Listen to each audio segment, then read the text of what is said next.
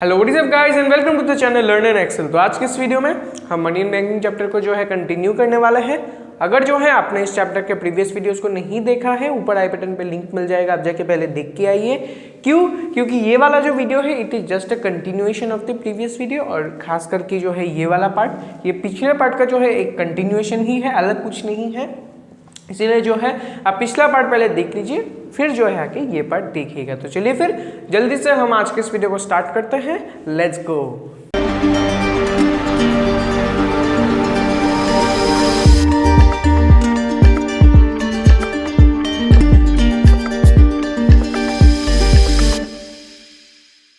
तो पिछले वीडियो में हमने रेपो रेट, बैंक रेट और रिवर्स रेपो रेट को ऑलरेडी डिस्कस कर लिया है। आज हम बाकी इन तीन मॉनेटरी पॉलिसीज को क्या करेंगे, डिस्कस करेंगे। तो लेट्स स्टार्ट, जल्दी से देख लेते हैं। सबसे पहले हमारे पास क्या अवेलेबल है? सबसे पहले हमारे पास अवेलेबल है लीगल रिजर्व रिक्वायरमेंट। इसका मतलब क्या है? इसके अंदर सबसे पहले जो है हम वो देख लेते हैं कि इसके अंदर जो है दो पार्ट्स आते हैं, दो जो है चीज आता है। सबसे पहला क्या है? CRR, फिर है SLR। CRR आपको जाना पहचाना लग रहा होगा। यस, मैंने आपको ऑलरेडी ये चीज बता दिया है। CRR का मतलब क्या है? Cash reserve ratio. ये आपको जरूर से जरूर याद होगा, नहीं है कोई दिक्कत नहीं, मैं बता देता हूं।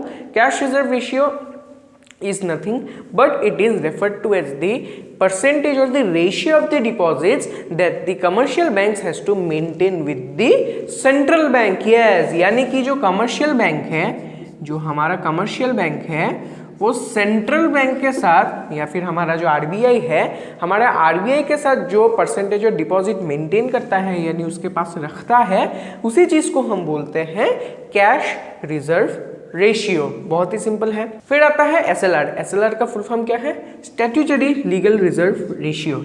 इसका मतलब क्या है? इसका मतलब ये है, it is referred to as the ratio of the reserves that the commercial bank has to maintain with itself. अपने साथ जितना परसेंटेज ऑफ डिपॉजिट जो है रिजर्व में रखना होता है, उस रेशियो को हम क्या बोलते हैं? SLR। CRR का मतलब क्या है? वो रेशियो ऑफ डिपॉजिट जो कमर्शियल बैंक RBI के साथ जो है यहाँ पे मेंटेन रखता है, और SLR जो परसेंटेज ऑफ डिपॉजिट तो कमर्शियल बैंक अपने साथ जो है क्या करता है? मेंटेन रखता है। यही है इन दोनों में जो है डिफरेंस। अभी फिर से वही एक बात आता है, it is a monetary policy obviously, क्योंकि ये लीगल रिजर्व रिक्वायरमेंट का अंदर ही आ जाता है। तो अभी इस लीगल रिजर्व रिक्वायरमेंट को यूज करके हमारा जो सेंट्रल बैंक है, वो जो है मनी सप्लाई और क्रेडिट को जो है कैसे कंट्रोल करता है, ये जो यहाँ पे एक सवाल आता है। लेट्स से हम देख लेते हैं। लेट्स से क्या होता है, जो लीगल रिजर्व रिक्वायरमेंट है वो क्या होता है? लेट्स से इंक्रीज कर दिया जाता है, इसको जो है इंक्रीज कर दिया जाता है। लेट्स से पहले 20% था, अभी 40% हो गया। ठीक है, 20% था, अभी 40% हो गया। इसका मतलब क्या है?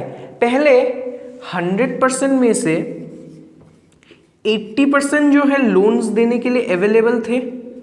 यस, पहले जो है 20% जो है लेट्स से CRR या फिर SLR था, लीगल रिजर्व रिक्वायरमेंट सिर्फ 20% था। इसका मतलब क्या है? 80% ऑफ दी जो है डिपॉजिट्स है was available to be given as loan. Very good. लेकिन जब ये परसेंटेज 40% हो गया, उसका मतलब क्या है? अभी 100% में से सिर्फ जो है 60% ही अवेलेबल है। 60% is only available to be given as or to be forwarded as loan. तो देखिए यहाँ पे जो है मनी सप्लाई कम हुआ कि नहीं, क्रेडिट क्रिएशन कम हुआ कि नहीं। क्यों? देखिए सबसे पहले 80% ज़्यादा है ऑब्वियसली, 100% में से 80% जो है लोन की तरफ फॉरवर्ड किया जा सकता था। वेरी गुड, हाई अमाउंट है। लेकिन जब हमारा लीगल रिजर्व रिक्वायरमेंट जो है 40% हो गया, उसका मतलब क्या है? सिर्फ 60% ही जो है लोन की तरफ फॉरवर्ड किया जा सकता है। इसीलिए जो क्रेडिट क्रिएशन है इस स्टेप्स में से इस स्टेप में क्या होता है? डिक्रीज हो जाता है। और हम ये भी बोल सकते हैं कि जो हमारा मनी सप्लाई है वो भी क्या हो जाता है? यहाँ पे डिक्रीज हो जाता है। ऑन दी अदर हैंड हम इस चीज को जो है उल्टा भी समझ सकते हैं। लेट्स से इनिशियली अभी लेट्स से 40% जो है लीगल रिजर्व रिक्वायरमेंट था, तो 60% जो है अवेलेबल था to be given as loan. अभी अपने सेंट्रल बैंक ने क्या किया? जो 40% लीगल रिजर्व रिक्वायरमेंट था उसको घटा के 20% कर दिया। इसका मतलब क्या है? सिर्फ 20% ही आपको जो है रिजर्व में रखना है, बाकी आप लोन की तरफ फॉरवर्ड कर सकते हैं। इसका मतलब क्या है? 100% में से अभी इस केस में 80% is available to be given as loan, when our legal reserve requirement is decreased. अब जब ज्यादा लोन फॉरवर्ड किया जा रहा है उसका मतलब क्या है, क्रेडिट भी ज्यादा क्रिएट होगा, मनी सप्लाई भी जो है यहाँ पे क्या हो जाएगा, इंक्रीज हो जाएगा। In this way by adjusting the legal reserve requirement अपना सेंट्रल बैंक क्या करता है, मनी सप्लाई और क्रेडिट को कंट्रोल करता है, बढ़ा देगा। बढ़ाने से क्या होगा, कम अमाउंट में जो है फॉरवर्ड किया जाएगा, क्योंकि ज़्यादा अमाउंट में जो है क्या हो जाएगा, रिजर्व में चला जाएगा। डिपॉजिट का एक छोटा अमाउंट ही जो है फॉरवर्ड होगा as loan. On the other hand अगर लीगल रिजर्व रिक्वायरमेंट कम हो गया, इसका मतलब क्या है, कम रिजर्व अपने पास रखना है, बाकी जो है आप लोन की तरफ फॉरवर्ड कर सकते हैं, जो कि हमने यहाँ पे देखा है। इससे क्या होता है, अपना क्रेडिट जो है बढ़ जाता है। डन, यही था लीगल रिजर्व रिक्वायरमेंट। बढ़ते हैं अभी हमारा नेक्स्ट पार्ट की तरफ, जो कि है ओएमओ यानी ओपन मार्केट ऑपरेशंस। तो अभी जान लेते हैं ओपन मार्केट ऑपरेशंस का मतलब क्या है। Open market operation is that function of the central bank जहां पे अपना जो आरबीआई है वो क्या कर सकता है, अपना जो आरबीआई है वो क्या कर सकता है, आइदर बाई कर सकता है या फिर सेल कर सकता है अपना क्या, गवर्नमेंट सिक्योरिटीज।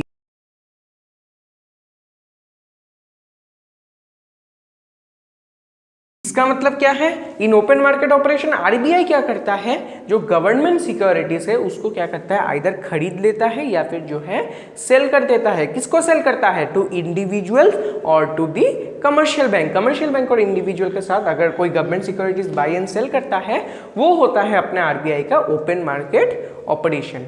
अभी सवाल ये आता है कि ओपन मार्केट ऑपरेशन को यूज करके अपना जो आरबीआई है वो मनी सप्लाई एंड क्रेडिट को जो है कैसे कंट्रोल करता है, ये जो है एक सवाल आता है। लेट्स से आप जो है एक इंडिविजुअल है और आपके पास जो है क्या है, एक स्टॉक है। लेट्स से ये है आपके पास एक स्टॉक है या फिर गवर्नमेंट सिक्योरिटी आप समझ सकते हैं, ये आपके पास अवेलेबल है। ऑलराइट, अभी आरबीआई क्या करता है, इस स्टॉक को क्या करता है, आपसे खरीद लेता है, आपसे ये स्टॉक खरीद लेता है। यस, ओके, आपने जो अभी स्टॉक बेचा, आपको तो पैसे मिलेंगे, yes you will get money. आपको क्या करता है, आरबीआई पैसे दे देता है। अभी आप इस पैसे को यूज करके कुछ खरीदेंगे या फिर इसको जो है स्पेंड करेंगे। इसका मतलब क्या हुआ, आपके पास तो पैसा आया या फिर इकोनॉमी में पैसा आया। इससे क्या होगा, हमारे इकोनॉमी में जो मनी सप्लाई है वो बढ़ गया है। देखिए, सिक्योरिटीज तो आप बाजार में जाके तो इसको स्पेंड नहीं कर सकते, it does not have any sort of purchasing power. लेकिन आरबीआई ने जो खरीद के आपको जो पैसा दिया है, इसके पास जो है परचेसिंग पावर है। Money has the purchasing power and this money supply in the economy here has increased. Money supply जो है यहाँ पे इंक्रीज्ड हो गया है। अभी लेट्स से हम एक सिचुएशन कंसीडर करते हैं जहाँ पे जो है आरबीआई के पास जो है एक स्टॉक है। ठीक है, आरबीआई हैज अ स्टॉक। अभी आरबीआई क्या करता है, इस स्टॉक को आपको बेच देता है। एज अ कंज्यूमर आपको क्या करता है, आरबीआई ये स्टॉक सेल कर देता है। ठीक है, आपको ये स्टॉक जो है सेल कर दिया जाता है। अभी आपने खरीदा है वो स्टॉक, आपको सेल किया गया, मतलब कि आपने ही खरीदा है वो चीज़। अभी जब आपने ये सिक्योरिटी खरीदा है, आपने ऑब्वियसली पैसे दे के खरीदा है, ऐसे ऐसे तो नहीं खरीद सकते। पैसे दे के जो है आपने ये चीज़ खरीद लिया है, वेरी गुड। अभी इस स्टेप में देखिए क्या हुआ, आपको सिक्योरिटी दे दी आरबीआई ने सेल करते हुए। सिक्योरिटी देते हुए आपसे क्या हुआ, आरबीआई ने पैसा ले लिया। अभी यहाँ पे एक चीज हुआ है कि आप तो है एक इकोनॉमी का पार्ट है, आपके पास जो है मनी है which has the purchasing power. लेकिन जब आपने ये स्टॉक खरीद लिया पैसे देके, यहाँ पे क्या हुआ, जो इकोनॉमी है उसमें से पैसा आरबीआई ने खींच लिया। The money supply here has contracted. देखिए, स्टॉक्स आपको दिया गया है, आपको सिक्योरिटीज दिया गया है, लेकिन security does not have any sort of purchasing power. Security आपने लेके पैसा दे दिया है, पैसा आरबीआई लेके क्या करता है, मनी सप्लाई को यहाँ पे कम हो गया है। जब भी आरबीआई ने जो है इकोनॉमी से ले लिया है या फिर सेल कर दिया है, वही चीज हो जाता है कि पैसा जो है यहाँ पे मनी सप्लाई कम हो गया है। ठीक है, बाई में क्या होता है, जब खरीद लेता है स्टॉक, आपको पैसे दे दिया जाता है, तब क्या होता है, मनी सप्लाई बढ़ जाता है। ऑन दी अदर हैंड जब आरबीआई सेल करता है गवर्नमेंट सिक्योरिटीज, सिक्योरिटी सेल करती है, पैसा ले लिया, मनी सप्लाई क्या होगा, यहाँ पे कम हो जाएगा। यही है ओपन मार्केट ऑपरेशन। बढ़ते हैं लास्ट पार्ट की तरफ, जो कि है मार्जिन रिक्वायरमेंट्स। फिर आता है अपना मार्जिन रिक्वायरमेंट। ये जो है सबसे इजी जो है मॉनेटरी पॉलिसी है, समझ लेते हैं क्या है।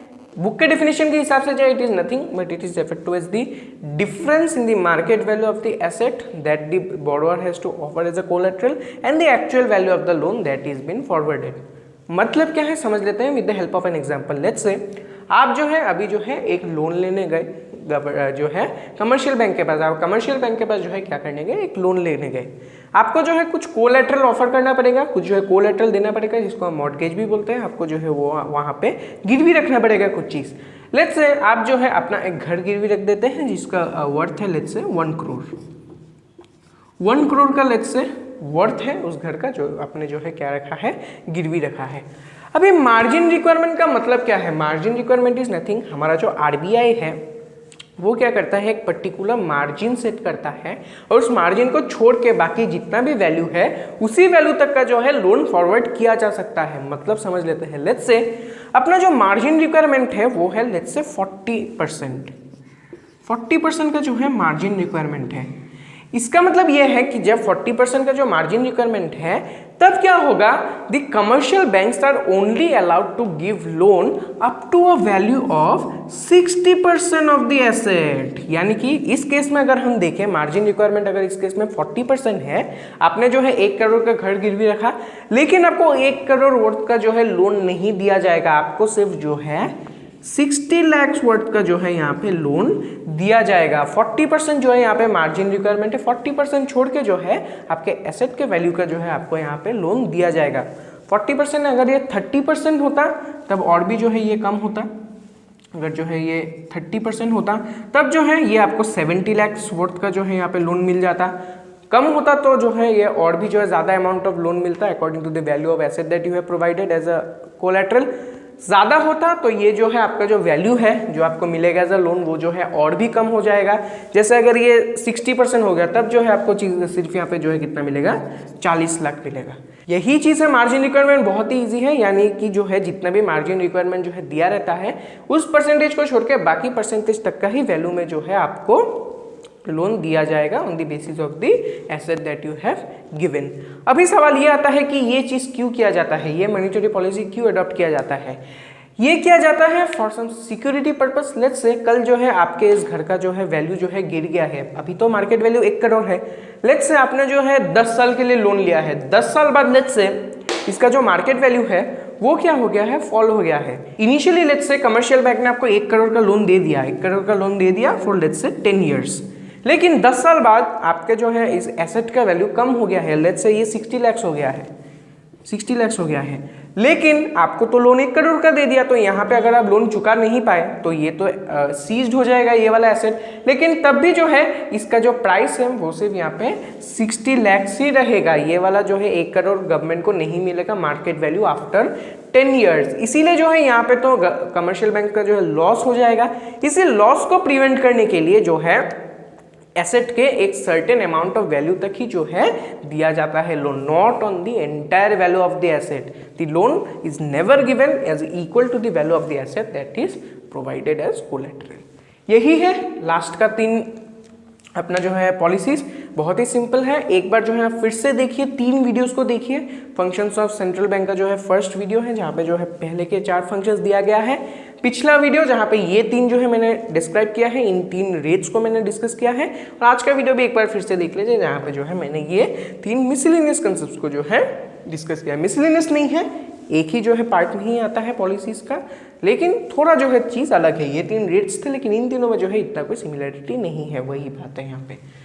चलिए फिर आज के लिए मैं बस इतना ही रखता हूँ, मिलता हूँ मैं आपसे अगले वीडियो में। आज के इस वीडियो को ज़रूर से ज़रूर लाइक करना, शेयर करना भाई अपने दोस्तों के साथ। एक साथ जो है क्या करेंगे, मैक्रो इकोनॉमिक्स में एक्सेल करेंगे, कोई दिक्कत नहीं है। एक साथ जो है पूरे साल पढ़ाई करते रहेंगे। चलिए फिर मिलता हूँ मैं फिर आपसे अगले वीडियो में। आज के लिए मैं बस इतना ही रखता हूँ। And yes, don't forget to subscribe to the channel and then leave. Stay safe and stay healthy. Thank you and goodbye.